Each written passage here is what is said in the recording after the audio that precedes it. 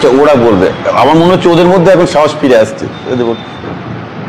আমার নাম সোহন বিশ্বাস, আমি 11 এর স্টুডেন্ট। আমার প্রশ্নটা হলো যে সায়েন্স অনেক ফিল্ডের সুযোগ দেয়, আপনার মতে ভবিষ্যতে বা বর্তমানে কোন ফিল্ডে গেলে আমাদের ফিউচার ব্রাইট হবে? আর তাছাড়া আমরা এডুকেশনের পাশাপাশি কখন বছরের মানে বয়সের কখন সময় থেকে স্টার্টআপ বা ওন বিজনেস করতে পারবো? না, প্রথমত এটা ভেবে ভালো লাগছে যে তোমরা এখন থেকে স্টার্ট আপ বিজনেসের কথা ভাবছো। তো যখন ভাবছি তখন আমি দুটো খুব গুরুত্বপূর্ণ কথা বলি, যেহেতু আমি নিজেও স্টার্ট আপ ওয়ার্ল্ডের লোক, এরা বলবে। সেটা হচ্ছে যে মানে কমিউনিকেশন স্কিল এবং ম্যাথামেটিক্স, এই স্যার যেটা বললেন ওইটা হচ্ছে ফার্স্ট জিনিস। হ্যাঁ, মানে এরিথমেটিক এবং ল্যাঙ্গুয়েজ স্কিল, এই দুটো স্কিল যদি ভালো নয় বিজনেস করতে গিয়েও কোনো লাভ নেই। This is the primary skill that you have to develop, very important. হ্যাঁ, আর সেকেন্ডলি তোমাকে যেটা করতে হবে, যদি তুমি এই দুটো skill arithmetic and language skill যদি ভালো হয়, তোমার আর কিছু দরকার নেই বিজনেসের জন্য। You can then pick up the rest of the stuff very easily.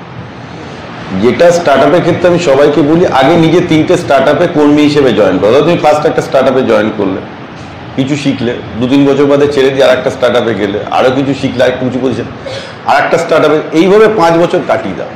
কালচারটা বোঝো, নিজের নেটওয়ার্কটা বানাও।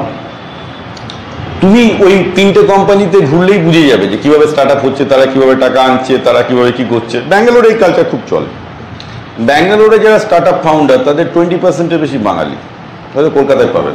হ্যাঁ, তো তোমাকে ব্যাঙ্গালোর, পুনে, হায়দ্রাবাদ এরকম ফেভারেবল সিটিতে যেতে হবে, ওদের ওখানে কাজ করতে হবে, করে তুমি মোটামুটি একটা আইডিয়া পাবে যে কী করে কী করতে হয়। And you get your friends circle, যে যাদের সাথে তুমি কাজটা করবে। এই নয় যে তারা তোমাকে করিমপুরে বন্ধু হতে হবে। They can be somebody from Gujarat, somebody from Kerala, right? ইন্ডিয়ার এটা একটা advantage, take advantage of that. এটা বিশাল দেশ, সব জায়গাতেই দিতে হবে।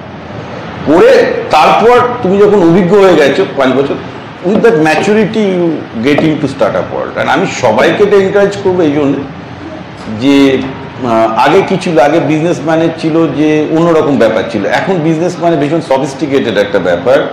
সেখানে ম্যাথামেটিক্স লাগে, ভালো ল্যাঙ্গুয়েজ লাগে, ব্র্যান্ডিং লাগে, অনেক ভালো ভালো জিনিস লাগে। That is a very advance subject. সেটা তো অলওয়েজ এনকারেজ।